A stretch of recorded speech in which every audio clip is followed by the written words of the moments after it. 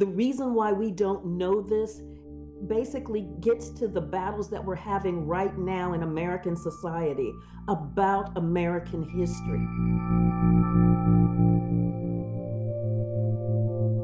I do want to get to you on the subject of today and the anniversary of that massacre, the 100-year anniversary of the massacre in Tulsa, and get your take on where we are right now as a country, and specifically why so many Americans, myself included, never even learned about this massacre in school and are just hearing about it over the last several months.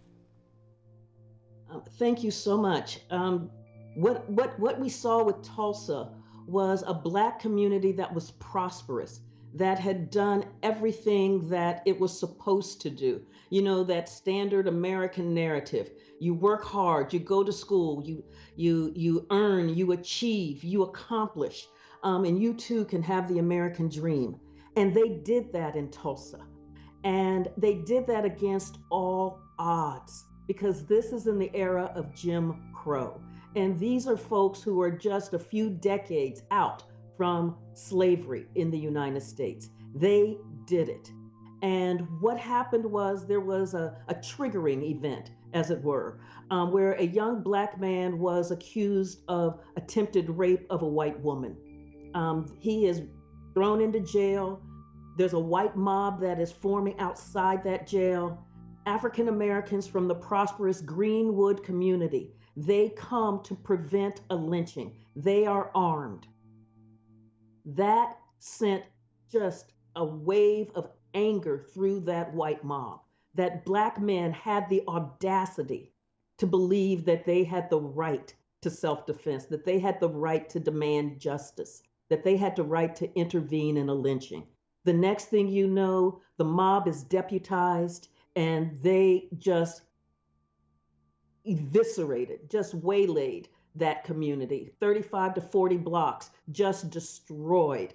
Planes dropping kerosene bombs on that community.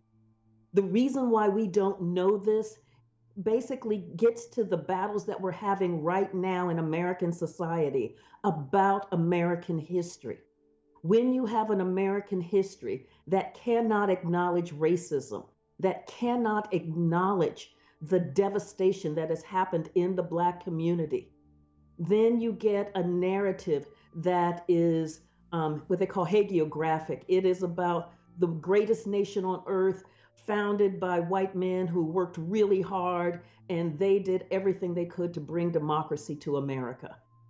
And then that makes the nation that we live in right now unintelligible to our eyes because we have really bad history that makes what we see very difficult to discern. And so we come up with, oh, we must be looking at a culture of poverty kinds of rationales, instead of what we're looking at as the systematic devastation of the Black community and the stripping of their wealth and their aspirations and their achievement from not only their community, but from the history books themselves.